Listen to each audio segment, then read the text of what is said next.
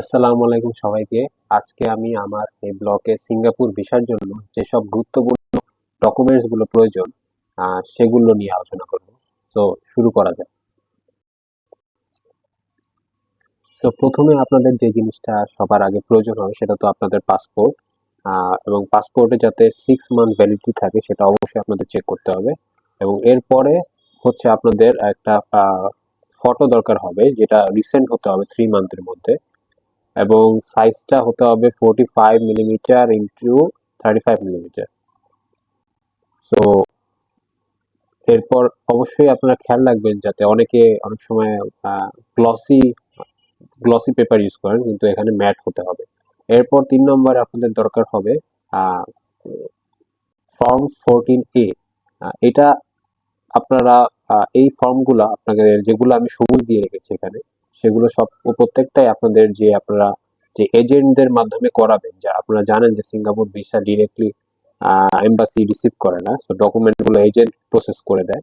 তো সেক্ষেত্রে আপনারা তারাই এটা করে দিবে, আপনাদের কিছু এক্সট্রা চার্জ দিতে হবে। এবং এরপরে 4 নম্বরে আরেকটা ফর্ম রয়েছে, সেটা হচ্ছে form V39A, or letter of introduction. এটাও তারা প্রোভাইড করবে। এটার বিষয়ে আপনাদের চিন্তা করার দরকার নেই। এরপরে আসেন আপনাদের bank statement.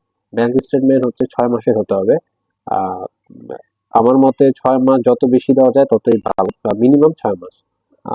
Bank solvency certificate, অনেকে ব্যাংক স্টেটমেন্ট জানেন কিন্তু ব্যাংক সলভেন্সি সার্টিফিকেট কি সেটা বলতে পারেন না। তো সেটা দিয়ে আপনাদের দুশ্চিন্তা করার দরকার নেই। সেটা আপনারা যারা ব্যাংক স্টেটমেন্ট দেয়, ব্যাংকে যে কর্মকর্তা আপনাকে দিবে তাকে বললেই সে আরেকটা সলভেন্সি সার্টিফিকেট দিয়ে দিবে। সেটার জন্য আপনাদের অ্যাডিশনাল কিছু কস্ট পে করা লাগবে। সো 7 নম্বরে যেটা হচ্ছে বিজনেস রিলেটেড ডকুমেন্টস। যদি আপনি কোনো বিজনেস পারপাসে যান সেক্ষেত্রে আপনাদের বিজনেস রিলেটেড আপনাকে ডকুমেন্টস দিতে হবে, লাইক আপনার ট্রেড লাইসেন্স, টিন ইত্যাদি যাবতীয় ডকুমেন্টস। আর যদি আপনি এরপরে হচ্ছে 8 নম্বরে জব রিলেটেড ডকুমেন্ট। যদি আপনি কোনো জায়গায় জব করছেন তো সেক্ষেত্রে অবশ্যই, যেহেতু আপনি একজন আহ, আহ, যেহেতু আপনি একজন এমপ্লয়ি, সো সেক্ষেত্রে আপনার জব রিলেটেড ডকুমেন্টস, আপনার আইডি কার্ড, তারপর আপনার হচ্ছে ওখান থেকে যে আপনি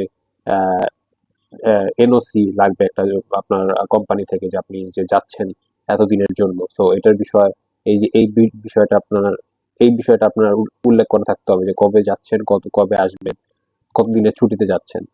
তো এরপর হচ্ছে ভিজিটিং কার্ড।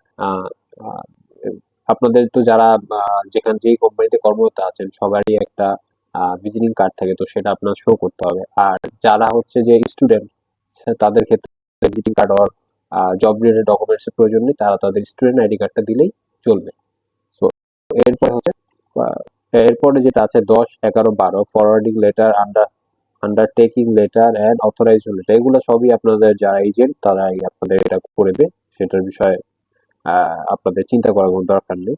এরপর 13 নম্বর হচ্ছে এনআইডি।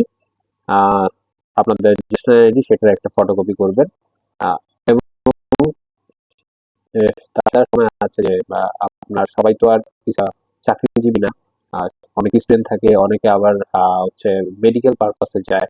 তো সেক্ষেত্রে আপনি এজেন্টরা যদি আপনার এডিশনাল কোনো ডকুমেন্টস চায় সেক্ষেত্রে আপনারা সেই ডকুমেন্টস গুলো প্রোভাইড করবেন। তো এই ছিল হচ্ছে একটা ডকুমেন্টস কি কি প্রয়োজন সেগুলোর বিষয়ে একটা বর্ণনা। কিন্তু এখন আপনারা ভিসার জন্য যে এজেন্সি তো ভিসা আপনাদের ডিরেক্ট দিবে না, সো আপনাদের এজেন্ট কিভাবে যাবে? অনেক সময় অনেক এজেন্ট দেখা যায় যে আসলে তারা অথরাইজড এজেন্ট না। তো কিন্তু তারা হচ্ছে দাবি করে, তো সেক্ষেত্রে দেখা যায় তারা যেটা 1 সপ্তাহ লাগতো সেটা আপনাদের 1 মাসে করে দিবে। তো সেক্ষেত্রে আপনারা যেভাবে নিশ্চিত হবে, সেক্ষেত্রে একটা ওয়েবসাইট আছে আপনার, যা সিঙ্গাপুর এম্বাসি। এই ওয়েবসাইটে যদি যান, mfa.gov.sg, এই ওয়েবসাইটে যদি আপনারা যান তাহলে আপনারা দেখতে পাবেন যে এখানে আহ, আপনাদের ডিটেলস আরো বলা আছে ভিসার, মানে ডকুমেন্টস এর ব্যাপারে। এবং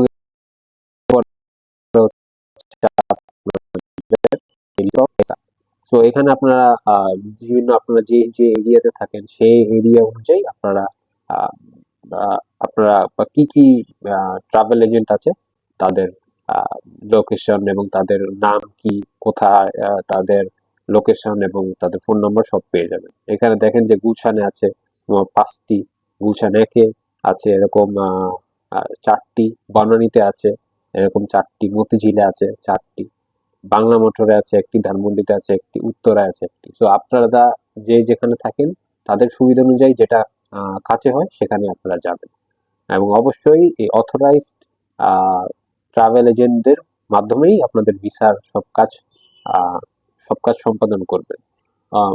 এবং একটা জিনিস বলে রাখি যে আহ,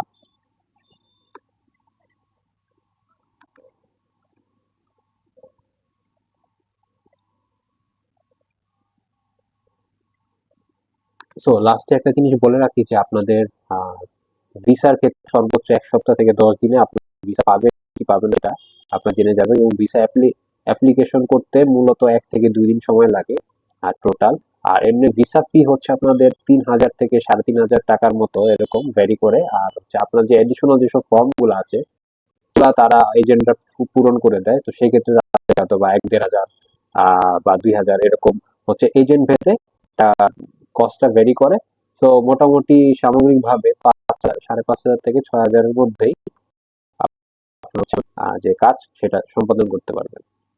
আর 1 সপ্তাহের মধ্যে বা 10 দিনের মধ্যে আপনারা জেনে যাবেন। সেখানে আপনারা যখন আপনাদের ভিসাটা অ্যাপ্লিকেশন হবে, তখন তো আপনার একটা আইডি দিবে, এবং আদার্স যেসব ইনফরমেশন লাগে সেগুলো দিবে। সেগুলো হচ্ছে আপনাদের একটা ওয়েবসাইট আছে, যেটা তারাই আপনাদের বলে দিবে। ওই ওয়েবসাইটে গিয়ে, ওটা গভর্নমেন্ট ওয়েবসাইট, যার মানে সিঙ্গাপুর এম্বাসি। সো ওখানে আপনারা ওই জিনিসগুলো ইনপুট করলে আপনারা দেখতে পাবেন যে আপনাদের ভিসা প্রসেসটা কোন পর্যায়ে আছে।